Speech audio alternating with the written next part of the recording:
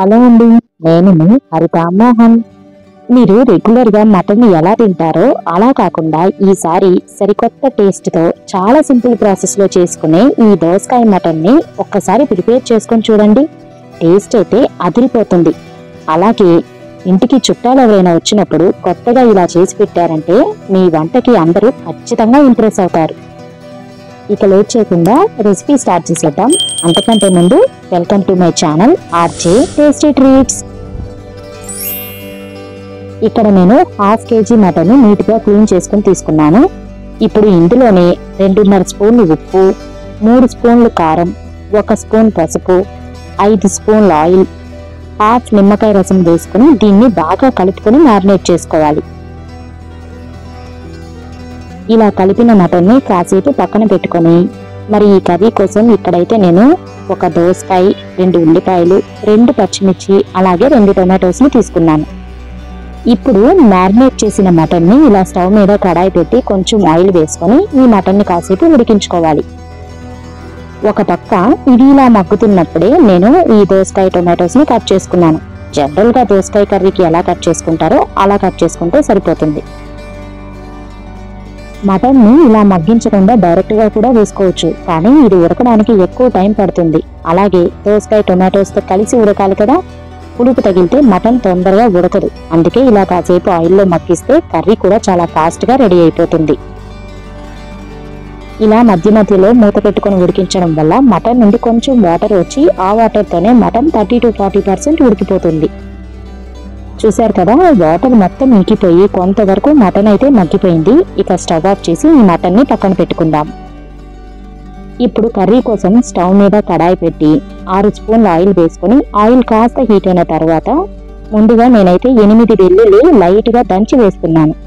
అలాగే 2 రెమ్మల కరివేపాకు, ఇలా కట్ చేసిన 2 పచ్చిమిర్చి వేసుకొని కాసేపు వీటిని ఫ్రై చేసుకోవాలి.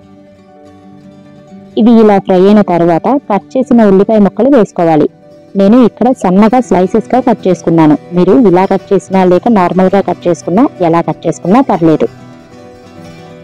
ఆనియన్స్ వేసిన తర్వాత 1/2 స్పూన్ ఉప్పు, 1/2 స్పూన్ పసుపు వేసుకొని ఈ ఆనియన్స్ ని బాగా ఫ్రై చేసుకోవాలి.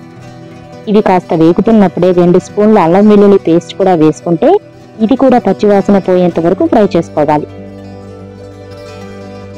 5 minutes తర్వాత ఆనియన్స్, అల్లం వెల్లుల్లి పేస్ట్ అయితే బాగా ఫ్రై అయిపోయాయి. ఇప్పుడు కట్ చేసిన దోసకాయ ముక్కల్ని వేసుకొని కనీసం 5 minutes ఇలా కలుపుకొని మూత పెట్టుకొని మగ్గించుకోవాలి.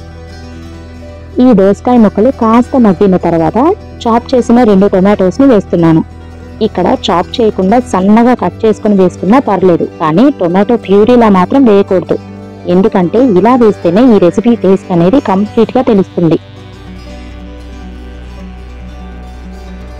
ఈ దోసకాయ ముక్కలు, టొమాటోని మరో 5 minutes ఇలానే మగ్గించుకోవాలి. ఇవి మగ్గుతున్నప్పుడే 1 స్పూన్ కారం కూడా వేసుకుని బాగా కలుపుకుందాం. మటన్లో ఆల్రెడీ నేను 3 స్పూన్స్ కారం వేశాను కదా, కాబట్టి ఇందులో కొంచెం తగ్గించి వేస్తున్నాను. 10 minutes తర్వాత ఇవన్నీ మగ్గి ఆయిల్ చూసారు కదా సెపరేట్ అవుతుంది.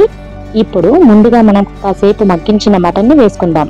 ఇక మొత్తం ఒకసారి బాగా కలుపుకొని మరో 5 minutes దీన్ని ఇలాగే ఉడికించుకోవాలి.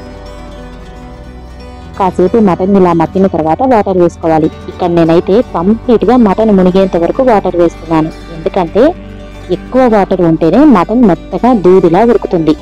అలానే కాస్త కొత్తిమీర కూడా వేస్తున్నాను. ఇప్పుడు మొత్తం ఒకసారి బాగా కలుపుకొని మూత పెట్టుకొని ఉడికించుకోవాలి. వాటర్ కాస్త ఎక్కువే వేసాం కదా, ఇక ఫ్లేమ్ ని మీడియం ఫ్లేమ్ కంటే కొంచెం ఎక్కువ పెట్టుకొని ఉడికించుకోవాలి.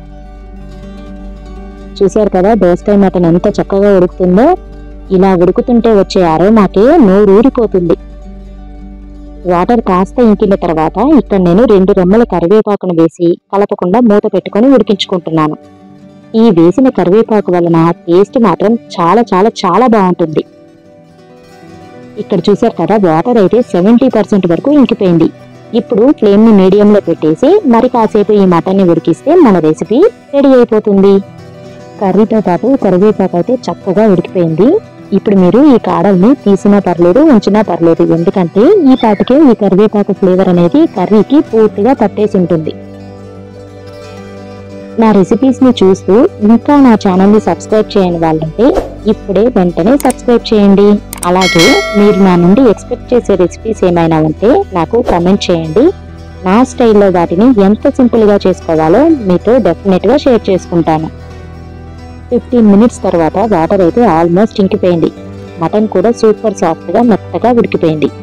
ఈ కన్సిస్టెన్సీ దగ్గర స్టవ్ ఆఫ్ చేస్తే కాస్త చల్లారిన తర్వాత మన దోసకాయ మటన్ ఇంకొంచెం చిక్కబడి తినడానికి పర్ఫెక్ట్గా రెడీ అయిపోతుంది. మరి ఈ సరికొత్త స్టైల్లో దోసకాయ మటన్ రెసిపీ మీకు నచ్చిందా? మీరైతే నా మాట విని ఒక్కసారి ఈ స్టైల్లో మటన్ని టేస్ట్ చేశారంటే దీని రుచి ఎంత బాగుంటుందో మీకే తెలుస్తుంది. ఈ సండేకి మీరు కూడా ఈ రెసిపీని ట్రై చేసి మీకు ఎలా వచ్చిందో నాకు మర్చిపోకుండా కామెంట్ చేయండి. చిన్న బ్రేక్తో అదిరిపోయే రెసిపీతో మళ్ళీ వస్తా. అప్పటి వరకు బాయ్.